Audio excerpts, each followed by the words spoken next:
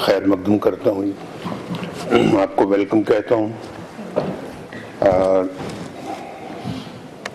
ڈیرہ غازی خان جنوبی پنجاب کا بہت ہی ایک اہم جزو ہے اور کبھی بہت ایک امپورٹنٹ حصہ ہے. تو مجھے بہت خوشی ہے کہ آج بہت سالوں کے بعد آپ سے آمنے سامنے بیٹھ کے ملاقات ہو رہی ہے. وقت اچھا بھی آیا، کچھ کم اچھا بھی آیا. میں برا نہیں کہتا، وقت تو برا کہنا بھی نہیں چاہیے. تو یہ اتار چڑھاؤ زندگی کا حصہ ہے اور انسان اس میں سے گزرتا ہے، گزرنا پڑتا ہے. تو مشکلیں بھی برداشت کرتا ہے انسان اور تکلیفیں بھی آتی ہیں. تو کچھ تکلیفیں ہوتی ہیں، جیسے میں نے پہلے کہا کہ زندگی میں اس کا ازالہ ہو جاتا ہے، اور کچھ ایسی تکلیفیں ہوتی ہیں جس کا ازالہ نہیں ہوتا، جو زخم کبھی بھرتے نہیں ہیں. تو بہرحال یہ پاکستان کی میں بد نصیبی کا لفظ بھی استعمال نہیں کرنا چاہتا، لیکن ہماری تاریخ کچھ ایسی رہی ہے پچھلے 75 سال سے کہ بہت سارے لوگوں کو یہ تکلیفیں آئیں اور ان کو بھی بہت مصیبتیں برداشت کرنا پڑیں. تو اس میں سے گزر کے کئی تو چلے گئے اور کئی جو ہے وہ موجود ہیں. تو اس کے باوجود صبر کا دامن ہاتھ سے نہیں چھوڑا، صبر کا دامن نہیں چھوڑا ہم نے.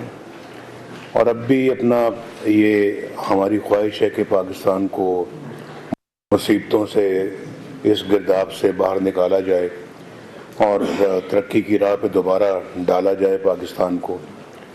بہت ضروری ہے یہ، آپ کے لیے بھی، ہم سب کے لیے بھی، جو بھی ملک کا اچھا سوچتے ہیں یا اس کے لیے کوئی کردار ادا کرنا چاہتے ہیں، یا سیاسی اگر ان کی کوئی خواہش ہے کہ وہ سیاست کے میدان میں آئیں، تو وہ میدان میں آئیں تو پھر یہ نیت لے کے آئیں کہ آپ نے ملک و ملت کے لیے کچھ کرنا ہے. یہ نہیں کہ بس وقت گزارنا ہے، یہ نہیں کہ بس ممبر بننا ہے، اس کے بعد اسمبلی میں تقریر کرنی ہے، حلقے میں لوگوں سے واہ واہ کروانی ہے، ایک اپنا ذاتی امیج بنانا ہے اور قد کاٹ بنانا ہے. اس کے بعد پھر ملک جو ہے وہ یا قوم کا کیا حال ہوتا ہے اس کی کوئی خبر نہیں.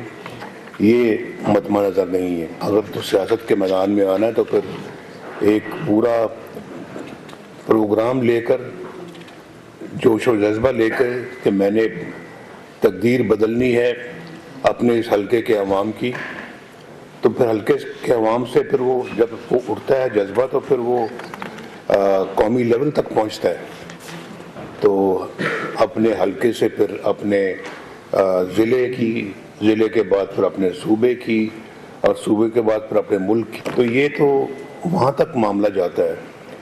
تو اس لیے میرا خیال ہے کہ جو بھی اس میں اپنا قدم رکھے، اپنی اس کا آغاز کرے اپنی کیریئر کا سیاسی فیلڈ میں، تو وہ یہی نیت لے کر آئے تو انشاءاللہ پھر پاکستان کی تقدیر کیوں نہیں بدلے گی.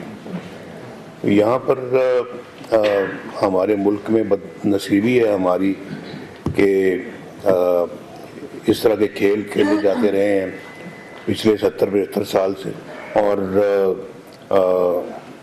اب زیادہ دور نہ جائیں، اب حال ہی میں ایک ایسا کلنڈرا ملک پہ آ گیا یا لایا گیا جس نے پاکستان کا یہ حال، جس کو ملک کا کچھ پتہ ہی نہیں ہے، اکانومی کا کچھ پتہ ہی نہیں ہے، فارن ریلیشن کا کچھ پتہ ہی نہیں ہے، معاشرے کی کوئی خبر ہی نہیں ہے، اخلاقیات کا کچھ پتہ ہی نہیں ہے، اچھا معاشرہ کس کو کہتے ہیں اس کا پتہ ہی نہیں ہے، صرف زبانی کلامی مدینے کی ریاست مدینہ،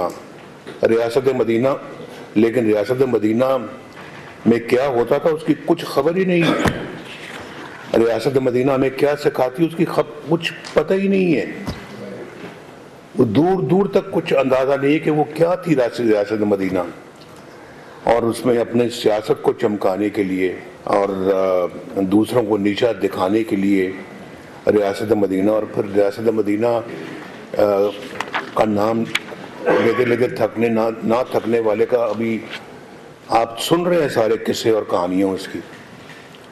اگر یہ قصے اور کہانیاں تھیں تو چپ رہتے، خاموش رہتے، کم از کم ریاست مدینہ کا نام تو نہ لیتے۔ تو بڑا اپنا یہ سوچنے والی باتیں ہیں۔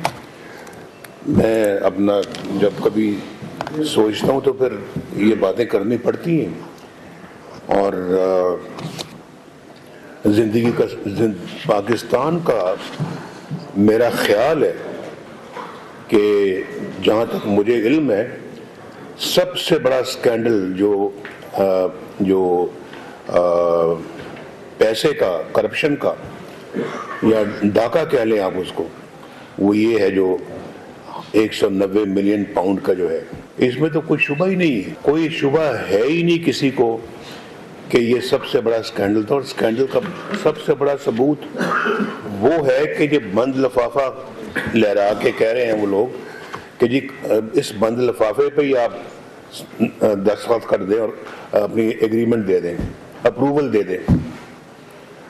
بھئی لفافہ کھول کے تو دکھاؤ اس میں ہے کیا، وہ کھولا نہیں، ابھی آنکھوں میں پٹی باندھ کے ان سے اپروول لے رہے ہو، یہ اس سکینڈل کا سب سے بڑا ثبوت ہے یہ۔ اور پھر ابھی آپ نے دیکھا کہ وہ کس طرح سے رقم اٹھا کے سپریم کورٹ کے موجودہ چیف جسٹس نے باہر پھینکی کہ یہ رقم یہاں کیوں پڑی ہوئی ہے، سپریم کورٹ میں کیوں پڑی ہوئی ہے، یہ تو حکومت پاکستان کا پیسہ وہاں جانا چاہیے۔ تو بند لفافہ پہ اپروول لے کر رقم وہاں جمع کروائی، کتنی بڑی ہیرا پھیری، کتنی بڑی ہے دھاندلی، کتنی بڑی کرپشن، کتنا بڑا ڈاکہ۔ اور پھر کہتے جی کہ بجلی کی قیمتیں بڑھ گئی، بجلی کی تم 60 ارب روپے کھا جاؤ گے قوم کا تو بجلی کی قیمت نہیں بڑھے گی تو کیا بڑھے گا پھر؟ یہ 60 ارب روپیہ اگر نہ تم کھاتے تو شاید 200-300 یونٹ والے لوگ جو ہے ان کو ہم مفت بجلی دیتے۔ تو اس طرح سے اور ہم الزام ہم پہ لگاتے ہو کہ بیٹے سے تنخواہ نہیں لی اور سزائیں ہمیں دلواتے ہو۔ اور دیکھیں کتنے افسوس کی بات ہے، یعنی ہمارے اوپر تو یہ چارجز ہیں جس کے لیے جیلوں میں بھی ڈالا گیا، جس کے لیے سزائیں بھی دی گئیں، اور جس کے لیے پوری پارٹی کے سرکردہ لوگوں کو اور پورے خاندان کے لوگوں کو، میں، میرا بھائی، میرا یہ بیٹی، میرے بھتیجے، میرے اور ہماری پارٹی کے لوگ جو مختلف جھوٹے الزامات میں جن کو اندر کر دیا آپ لوگوں نے، جن کو مجھے آج 7 سال کے بعد انصاف مل رہا ہے۔ 2016 سے شروع ہوا اور آج 2023 میں مجھے انصاف مل رہا ہے۔ یعنی کہ ظلم تو آپ نے ڈھایا، لیکن ظلم کا ازالہ کرتے کرتے کتنے سال لگ گئے۔ آج بھی میں مقدمے بھگت رہا ہوں، اور جھوٹے مقدمے، سرٹیفکیٹ لگا ہائی کورٹ کا کہ یہ سب بوگس تھے۔ اب جنہوں نے بوگس مقدمے بنائے ہیں، کوئی ان سے پوچھے گا کہ آپ نے کیوں بنائے؟ کوئی ان سے بات کرے گا کیوں بنائے؟ جج بول رہا ہے وہ شوکت عزیز صدیقی کہ میرے پاس جنرل فیض آیا، میرے پاس آ کے یہ کہا انہوں نے، آ کے ہماری تو 2 سال کی محنت ضائع ہو جائے گی اگر نواز شریف کو اور اس کی بیٹی کو اگر آپ نے جیل سے باہر آنے دیا۔ اب بتائیں مجھے، خود ثاقب نثار کی آڈیو ٹیپ ہے کہ یہ تو ہم نے تو ان کو اندر رکھنا ہے اور عمران خان کو لانا ہے۔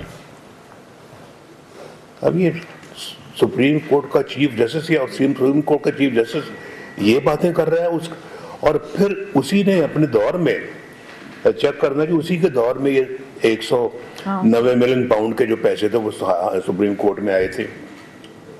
کیسے آپ نے اس کو اپنا قبول کر لیا آپ نے کہ آپ سپریم کورٹ میں رہے؟ کیسے؟ یہ بھی بتائیں نا, قوم کو بتائیں کہ ڈاکہ ڈالا کس نے اس ملک میں. چور کہنے والے خود چور ہیں, سب سے بڑے چور ہیں, اور دوسروں کو چور کہتے ہیں. یہ پتہ لگنا چاہیے قوم کو, یہ ان چیزوں کا علم ہونا چاہیے. یہ ہمارا یہی مطالبہ ہے. ہمارا مطالبہ یہ نہیں کہ بھی ہم جو ہے نا وہ الیکشن جیت کے حکومت بنائیں اور پھر جو ہے نا وہ بڑی بڑی گاڑیوں میں بیٹھ کے تو اپنا وزیر اعظم وزیر اعلیٰ بن کے گھومتے رہیں. یہ نہیں ہے. ہم اپنا اگر ملک کی خدمت کرنا چاہتے ہیں تو ہم دودھ اور پانی کا پانی بھی چاہتے ہیں. اس ملک کو خراب کیا کس نے ہے؟ اس ملک کو یہاں تک پہنچایا کس نے ہے؟ آج غریب کو کس نے بھوکے مارا ہے؟ غریب کو بجلی کا بل نہ دینے کی جو طاقت اس میں نہیں رہی, وہ کس کی وجہ سے ہوا ہے؟ آج سبزیاں, دالیں, گوشت, چینی, آٹا, دال مہنگا کیوں ہوا ہے ملک میں؟ کیوں ڈالر ہمارا ملک کے اندر جو ہے نا اتنا مہنگا ہو گیا اور روپیہ مٹی میں مل گیا؟ یہ سب باتیں یہ ہمیں اس ملک کو کھا گئی ہیں, اور اس کی اکاؤنٹیبلٹی ہونی چاہیے, ضرور ہونی چاہیے. ہم یہاں صرف حکومتیں لینے کے لیے نہیں آئے, نہ حکومتیں لینے کے لیے بیٹھے ہوئے ہیں یہاں پہ. ہمیں اس ملک کی خیر چاہیے, اس ملک کا بھلا چاہیے, یہاں رہنے والے 25 کروڑ عوام کی بھلائی چاہیے. وہ بیچارے مرے بھوکے, اور یہ 190 ملین پاؤنڈز کی کرپشنیں کرتے پھر اور کوئی پوچھے بھی نہ. ایسا نہیں ہو سکتا اور نہ ہونا چاہیے. کیا آپ مجھ سے اتفاق کرتے ہی نہیں کرتے؟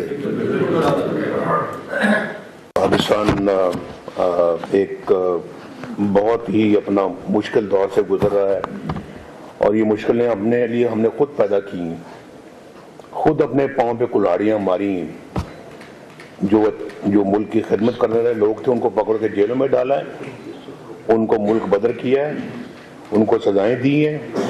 اور جو پاکستان کے اندر یہ مکروہ کھیلنے والوں کو ہم آگے لے کے آئے ہیں, جنہوں نے پاکستان کے اندر جو ہے نا وہ سیاست کے اندر ایک ایسی درار ڈال دی ہے جو کہ ملک کے لیے انتہائی بدنصیبی کی بات ہے. اپنی نئی آنے والی نسلوں کو خراب کیا جا رہا ہے.